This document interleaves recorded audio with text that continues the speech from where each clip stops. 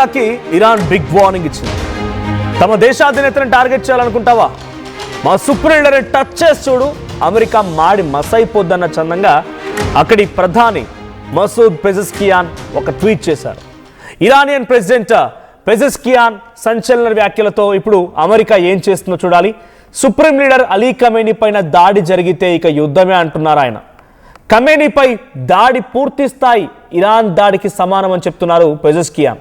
America చర్యలకి ఊరుకునేది లేదన్నారు. యుద్ధానికి ఇరాన్ సిద్ధంగా ఉందని కూడా హెచ్చరికలు జారీ చేశారు. అమెరికా దాడి చేస్తే పర్యవసనాలు తీవ్రంగా ఉంటాయని హెచ్చరించారు. ఇరాన్ పరిస్థితులకి అమెరికానే కారణం అంటూ కూడా ఆగ్రహానికి గురయ్యారు ఆయన. ఇటీవల ఇరాన్లో కొత్త నాయకత్వం కోసం సమయం వచ్చిందని ట్రంప్ వ్యాఖ్యానించడం చాలా ఆగ్రహానికి గురి చేసింది పెజెస్కియాన్ని. సో విజువల్స్లో మనం చూస్తున్నాం, రైట్ సైడ్లో ఆ ట్వీట్ని మనం ప్లే చేసే ప్రయత్నం చేస్తున్నాం. If the people of Iran face hardship and difficulties in there lifes, one of the main reasons for its long-standing enmity and inhuman sanctions imposed by the United States of government and its allies.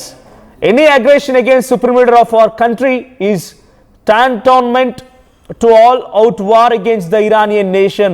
ఇందాక నేను చెప్పిన మాటలన్నీ కూడా ఈ ట్వీట్లో కనిపిస్తున్నాయి మీకు.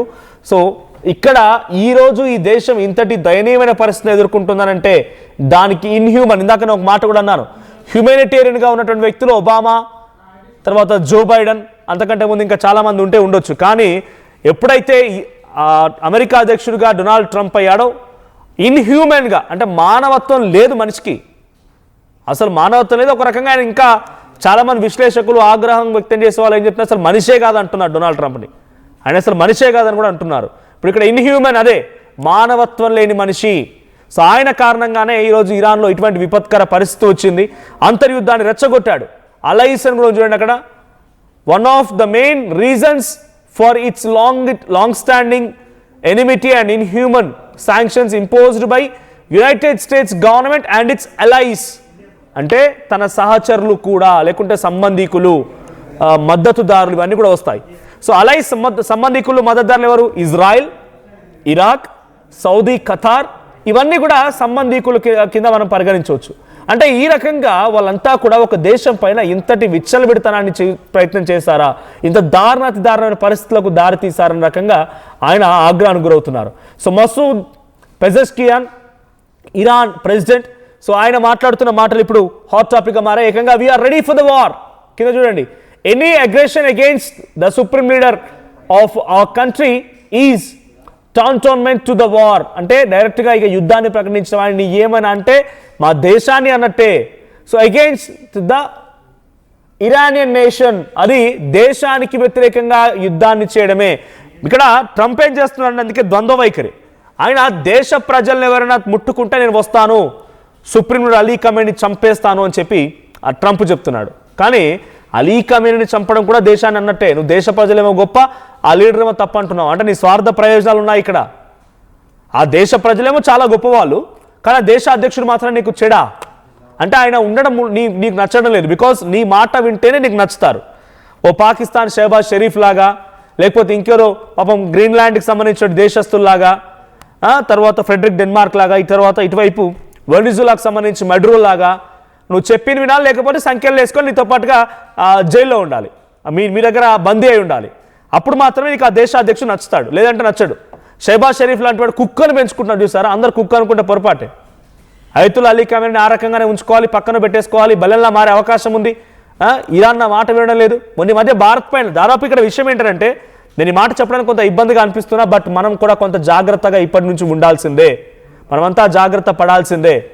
మొన్న మధ్య భారత్ పైన అనేక రకాల టారిఫ్ విధించడాలు, భారత్ని బ్యాడ్ అనడాలు, రకరకాల ప్రయత్నాలు చేశాడు చూసారా. ఇక్కడ కూడా ఆయన ప్రయత్నం ఏంటంటే, ఫస్ట్ ముందుగా ప్రభుత్వాలని తొక్కేయాలి, ప్రభుత్వాలని అణిచివేయాలి, ప్రభుత్వ అధ్యక్షులు తన ఆధీనంలోకి తీసుకొచ్చుకోవాలి. అంటే ఆయన ఉద్దేశం మోదీని తన కంట్రోల్లో పెట్టుకోవాలి, మోదీని ఆయన కొంత దగ్గరకు తీసుకోవాలి, కంట్రోల్లో పెట్టుకోవాలి, తను చెప్పినట్టుగా వినేటువంటి వ్యక్తిగా, ఒక టాయ్గా మార్చాలి ఆయన ఉద్దేశంలో. ఆ తర్వాత భారతదేశాన్ని మొత్తాన్ని కూడా తన కంట్రోల్కి తీసుకోవాలి. కంట్రోల్లో కంటే ఏంటి, వాళ్ళు ఏం చెప్తారు, మన అక్కడ అమెరికా మొత్తం తతంగవంతం చేసిన తర్వాత మనం కేవలం ఏమనాలంటే మమా అనాలంతే. అటువంటి విధంగా అమెరికా అధ్యక్షుడు డొనాల్డ్ ట్రంప్ యొక్క ఆలోచన తీరు, అటువంటి విధంగా చాలా రకాల ప్రయత్నాలు కూడా జరిగాయి. కానీ మనం ఇది ముందుగా గుర్తించకపోతే ఇరాన్ మాదిరిగా అవుతుంది. మనం గుర్తించాలి.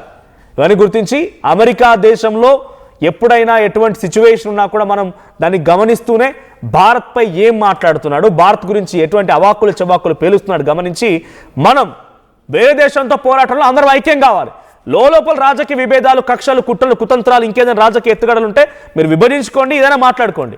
కానీ వేరే దేశస్తులు కూడా మనపై ఈ రకంగా దాడి చేసే ప్రయత్నం చేస్తున్నప్పుడు అందరం ఒకే మాట పైన, ఒకే ఐడియాలజికల్ పైన నిలబడాల్సింది. లేదంటే ఇరాన్ మాదిరిగా పరిస్థితిని క్రియేట్ చేసే అవకాశం కూడా ఉంది. పాకిస్తాన్ ఎలా చేజెక్కించుకున్నాడు ఆయన? పాకిస్తాన్ మొత్తాన్ని ఒక చెప్పులాగా, ఆయన కాళ్ళ కింద చెప్పులాగా ఎలా మార్చుకున్నాడు? పాకిస్తాన్లో అంతర్యుద్ధం ఉంది. పాకిస్తాన్ భారత్తో యుద్ధం చేసి ఓటమి పాలైంది. పాకిస్తాన్లో డబ్బులు లేవు, పాకిస్తాన్లో తిండి లేదు, పాకిస్తాన్కి ఇప్పుడు కనీసం నీళ్లు కూడా లేవు. ఈ సిచ్యువేషన్లో అన్నీ ఇస్తాను, అంతా మారుస్తాను, మీకు మొత్తం డబ్బులు సమకూరుస్తాను, ఏదైనా చేయగలుగుతాను అహంకారాన్ని చూపించి ఆయన పాకిస్తాన్ని చేజిక్కించుకున్నాడు. సరిపోతే పోయిందో పిచ్చి కుక్క ఆయన ఇంటి దగ్గర కాపలాగా ఉందనుకుంటే అయిపోయింది. తర్వాత చైనాని ఈ రకంగా టేక్ ఓవర్ చేసే ప్రయత్నం చేశాడు. ఉక్రెయిన్ని కూడా యుద్ధం జరిగింది, డబ్బులు కోల్పోయారు. ఆ సిచ్యువేషన్లో వాళ్ళ దగ్గర కనీసం తినడానికి తిండి లేని సిచ్యువేషన్, ఆ టెక్నాలజీ ఉంది కానీ ఇంప్లిమెంట్ చేయలేని సిచ్యువేషన్. ఆ సమయంలో అక్కడ కాంట్రాక్ట్ల పేరిట ఉక్రెయిన్లోకి ఎంట్రీ ఇచ్చాడు. ఉక్రెయిన్ మొత్తం తను చేజిక్కించుకున్నాడు. వెనుజులాని కూడా రకరకాల హెచ్చరికలతో, రకరకాల మాటలతో కంట్రోల్ చేసే ప్రయత్నం చేశాడు. వినకపోయేసరికల్లా ఆ దేశాధ్యక్షుడిని కంట్రోల్ చేసి బంధించాడు. గ్రీన్లాండ్ అదే చేశాడు. ఇజ్రాయెల్ ఒక రకంగా, ఇజ్రాయెల్కి అమెరికా అవసరం, అమెరికాకి ఇజ్రాయెల్ అవసరం, వాళ్ళిద్దరి మధ్య ఆ స్నేహభావం కొనసాగుతుంది కాబట్టి ఇజ్రాయెల్ సపోర్ట్ చేస్తూ ఉన్నాడు. సౌదీకి వెళ్ళాడు. సౌదీలో ఆయిల్ రిజర్వ్స్ పేరిట వాళ్ళని కొంత నిర్బంధించి వాళ్ళ దగ్గర నుంచి గిఫ్ట్ తీసుకొని వాళ్ళకు కొంత సహకరించడం. దుబాయ్, ఖతార్, ఇలా అన్ని దేశాలు, ఒకటి కాదు, ఆయన దాని చుట్టుపక్కల దేశాలన్నిటి కూడా ఆయన కన్ను పడిందంటే చాలు ఏదో రకంగా తన మాయలో వేసుకోవాలి, బుట్టలో వేసుకోవాలి, తను చెప్పినట్టు నడిపించుకోవాలి.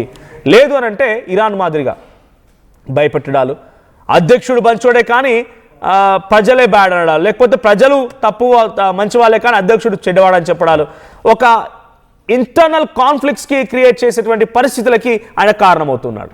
ఇంటర్నల్ కాన్ఫ్లిక్ట్స్ క్రియేట్ చేసే ప్రయత్నాలకి తన దేశంలోకి ఎవరు రానివ్వడం లేదు. ఎక్కడ వాళ్ళు అక్కడే నా మాట వినాలి. అమెరికా అంటే ఒక దేశం కాదు, డైరెక్ట్గా ప్రపంచం అన్నట్టుగా తను బిహేవ్ చేస్తున్నాడు. H1B వీసాల కంట్రోల్ చేయడం, నాన్ లోకల్ అని ఇష్యూలు తీసుకురావడం, టారిఫ్లను విధించడం, రకరకాల ప్రయత్నాలు, ఒకటి కాదు రెండు కాదు, ఆయన చేయని ప్రయత్నం లేదు. ఏడాది కాలంలోనే కల్లోలం చేశాడు ప్రపంచం అంతా. రష్యా ఉక్రెయిన్ యుద్ధాన్ని మరింతగా పెంచాడు. ఇరాన్ ఇజ్రాయెల్ యుద్ధాన్ని, లేని యుద్ధాన్ని ఒకదాన్ని క్రియేట్ చేశాడు. పాకిస్తాన్ భారత్ యుద్ధంలో పాకిస్తాన్కి ఇండైరెక్ట్గా సహకరిస్తూ భారత్పై అనేక రకాల నేపాల్ టారిఫ్ విధించడం మొదలుపెట్టాడు. ఇలా ఒకటి కాదు రెండు కాదు చెప్పుకుంటూ పోతే చాలానే ఉన్నాయి. అందుకే నేను ఇక్కడ అలర్ట్ చేస్తూనే ప్రయత్నం చేస్తున్నాను. అమెరికా అధ్యక్షుడిని ఒక కంట కనిపెడుతూ గమనిస్తూ మన దాకా వచ్చి మనల్ని కూడా రెచ్చగొట్టి, మనల్ని కూడా విభజించి, మనలో మనం అంతర్యుద్ధాన్ని తెరలేపే విధంగా చేసేటువంటి ప్రయత్నాలు కూడా ఉండొచ్చు.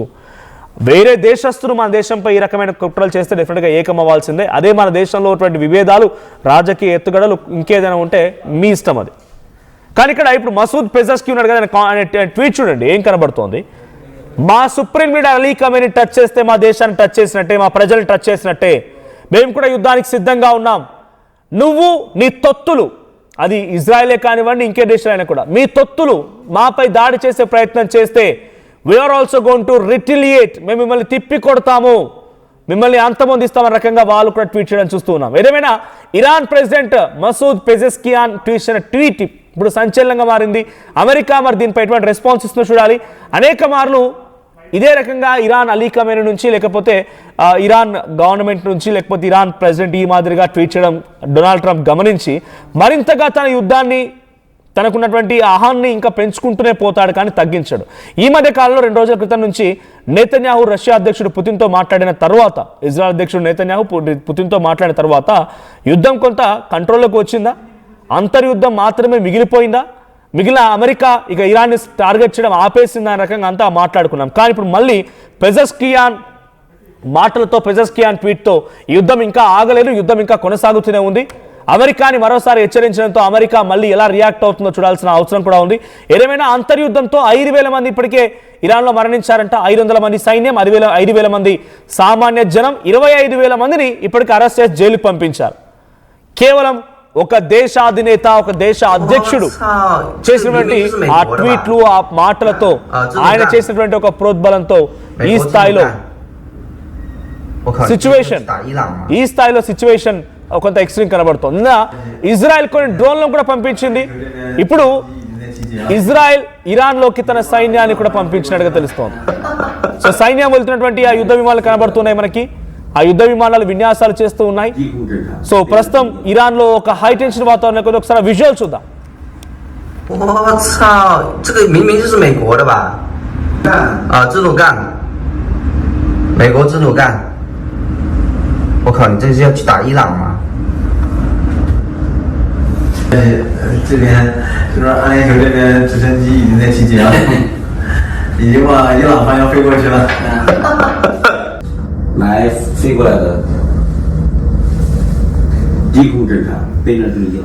రైట్, ఒకవైపు హెచ్చరికలు, ఇంకోవైపుగా మేము కూడా సిద్ధంగా ఉన్నామని చెప్పి అటు అంతర్యుద్ధంలో భాగంగా అక్కడి ప్రజల్ని సామాన్యుల్ని కొంత కంట్రోల్ చేయడం కోసం, బెదిరించడం కోసంతో పాటుగా అమెరికాపై మేము సిద్ధంగా ఉన్నామని చూపించడానికి ఇరాన్ కూడా యుద్ధ విన్యాసాలు చేస్తున్న విమానాలు చూస్తూ ఉన్నాం.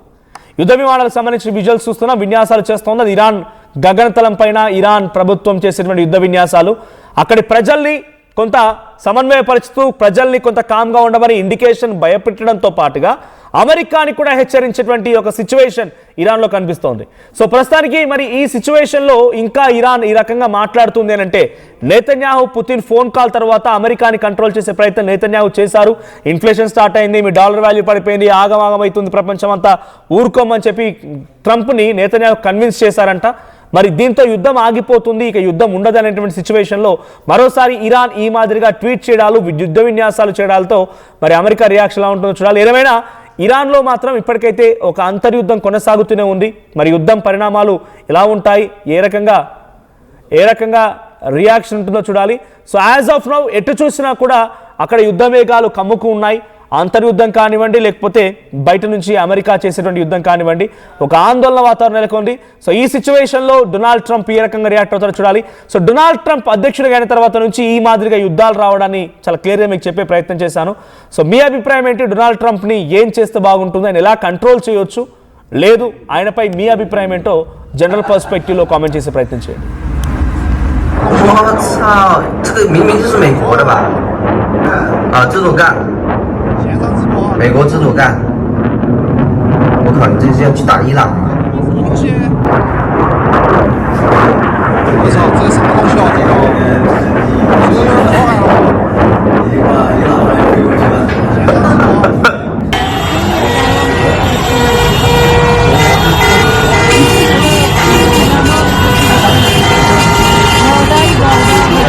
我操，这个明明就是美国的吧？啊，支鲁干，美国支鲁干。我靠，你这是要去打伊朗吗？